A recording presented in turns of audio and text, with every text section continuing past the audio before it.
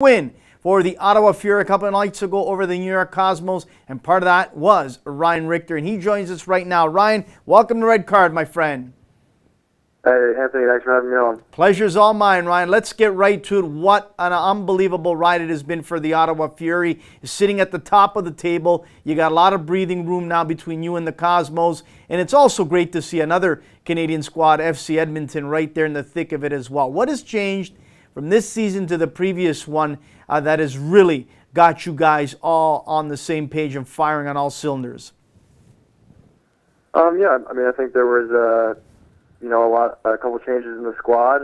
You know, we added some quality, and really, it's just the things that we've been building on since I joined the team halfway through last season, and it's really nice to see the improvements and kind of everyone really buying into what we're trying to do here, and we're enjoying the run we're on right now because of that.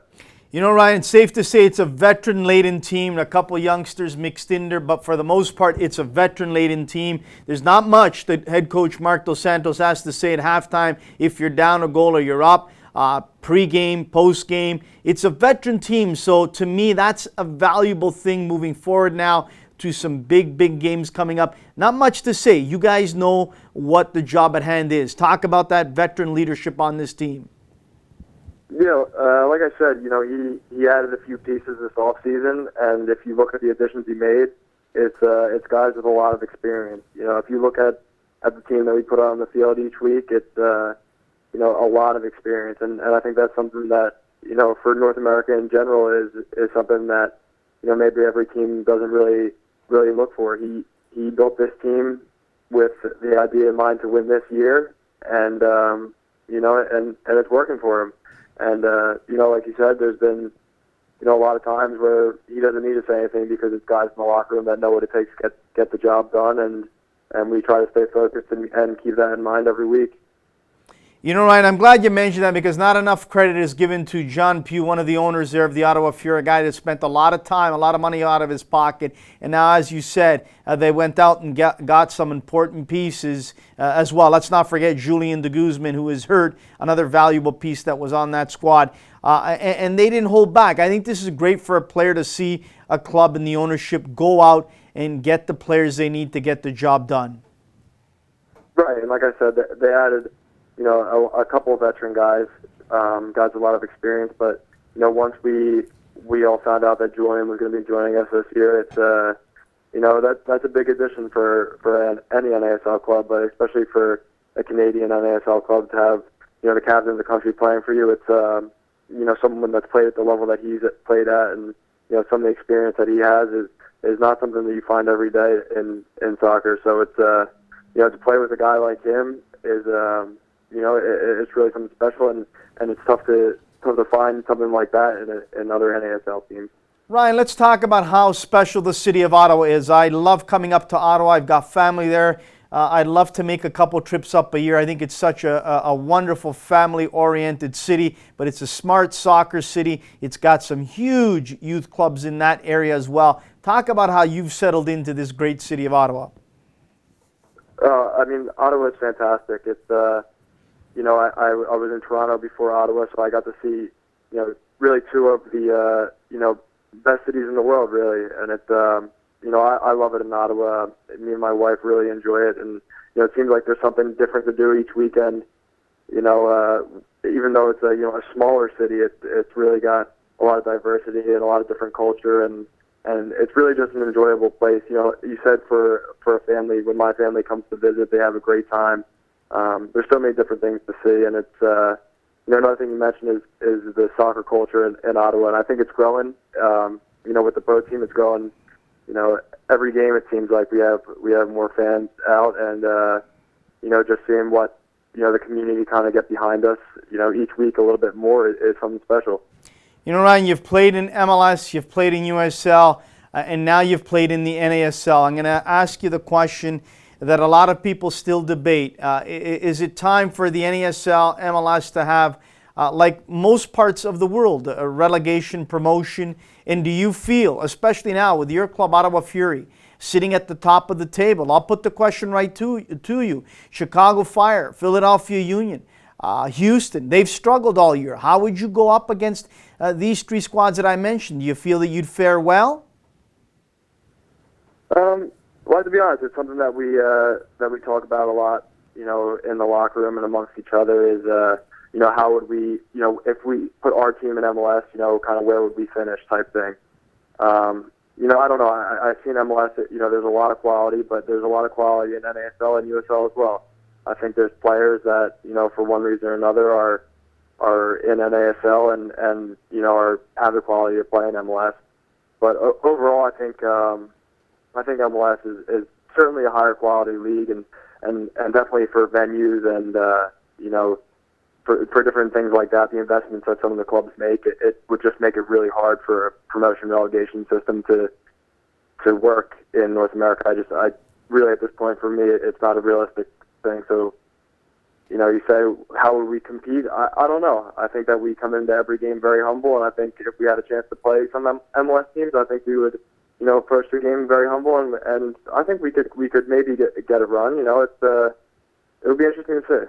Absolutely. I agree with you wholeheartedly. I mentioned to Adrian Kahn, a Canadian and a local guy from these parts with San Antonio Scorpions, when they won that last year. I said to him at that time they had a team that was stacked and ready to compete with some of the teams at the bottom of MLS, and he agreed. And I think, I look at Minnesota, I look at your squad. When Carolina was firing on all cylinders, your next opponent, I believe that they could go toe-to-toe with some of the teams at the bottom of MLS. On the top, I would think that would be a way, way different story. Let's talk about, Ryan, now moving forward. Obviously, some big games coming up for you guys. I mentioned, I believe you guys play Carolina coming up next. Carolina is never an easy game. Their fans are quite boisterous and pack them in. How are you guys getting ready for that match?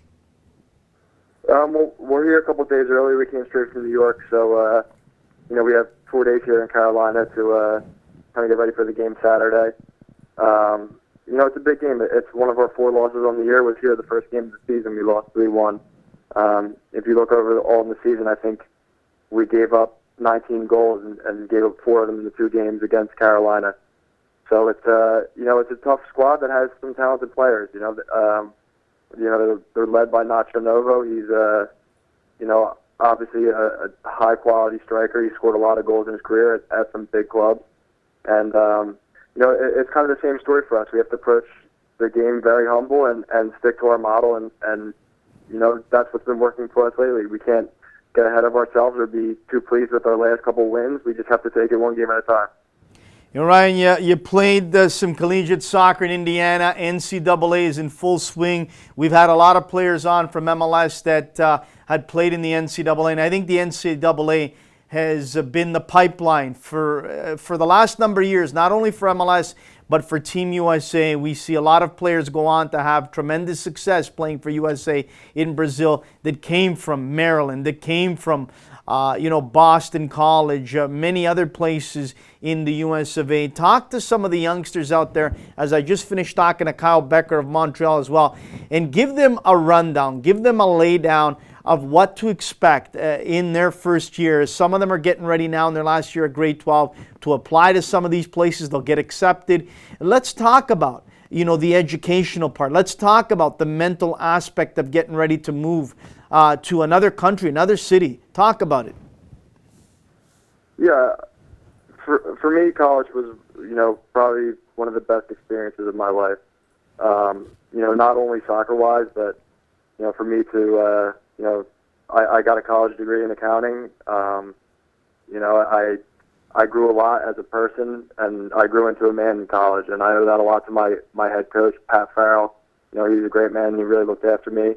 And, my advice, and this is the thing, especially for Canadian kids, there has to be a way for more of, some of the Canadian academy kids to look at college as an option. Because I think sometimes, if you're playing for an academy, you get blinded by the fact that, I'm going to go pro or, that's my only way. But, the NCAA is a real opportunity for not only American kids. I think for Canadian kids, it's a huge step that more Canadian, academy players should try to take advantage of.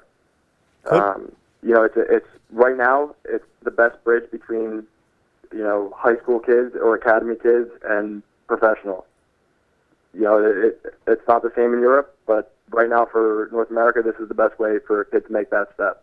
So I think that any kid really should take the opportunity, find a school and a coach that believes in them, and that's the best way, in my opinion, to grow as a player. Ryan, just before we let you go, let's get down to the nitty-gritty. Who is the jokester on the squad that keeps you guys all loose on the road? Who's the jokester? We got a couple. I think Andrew Wiedemann's a pretty clever guy. I think our captain, Richter, Ryan, keeps people laughing every once in a while. We got a pretty lighthearted group. I think Rafael Alves is, a pretty big personality, a loud guy, but it's really a team thing. I mean, we have really good chemistry on this team, and that's partly the reason why we're doing so well this year. Who's the professor on the team? Who's the guy that watches the stocks and bonds and is the guy that's the news junkie on your squad? I would have to go Drew Becky on that one. I think each week he comes with a new venture that he sees as his life after soccer. I don't know what his final one will end up being, but confident that he will find something that works out for him. Somehow I'm not surprised. Tell Drew I'm not surprised by that answer. He's been on our show before. Something tells me he'll be inventing something or creating something new for the world. That's Drew Becky for you. Talk about where you and your squad have enjoyed a great meal on the road. Where did you guys get together that you said this was great? Well, I mean, this team, when we went on the road, we always try to find a great meal after the game. But, Fort Lauderdale and New York are probably the two places that our group enjoys the best. It's unfortunate this time when we played in Fort Lauderdale, New York, we had a game 2 days later, so we couldn't enjoy ourselves as much as we would like to after the game, but it's all worth it when you're winning the games. Absolutely. As we let you go, obviously you're playing the game that you love, and so many kids would love to play the game that you love and get paid for it, travel all over North America. Who do you want to thank? Who helped you get to where you're at today? Was there a coach, a parent, a sibling? Who stuck by you, and who is still sticking by you in this roller coaster ride of a professional career? Yeah, I mean, I've had, at every level I've been, I've had a bunch of people that I can thank. It's too many to name. But obviously my parents have been behind me. My wife has been, as supportive as anyone could be. We'd lived apart from each other for 3 years, which is, and then it's something that's really, really difficult to do, but she stuck with me, and I owe all my success and everything I do for her. She's, the most important in my life, and she's what drives me every day in my profession, and just trying to get better every day because I want to give more to her. That's outstanding, because I think a lot of times people out there forget that the wives are at home watching the children, taking care of day-to-day duties, and the guys are out there in different cities playing the games and going about their business, but they forget back home there's a massive responsibility at home to be taken care of. So that's great that you mentioned that. Listen, Ryan, don't be a stranger. We'll get you on again. Good luck the rest of the way, and hopefully we'll see you soon up in MLS again, my friend. Well, thank you. I appreciate that. Thanks for having me on. Ryan Richter of the Ottawa Fury. We'll take a quick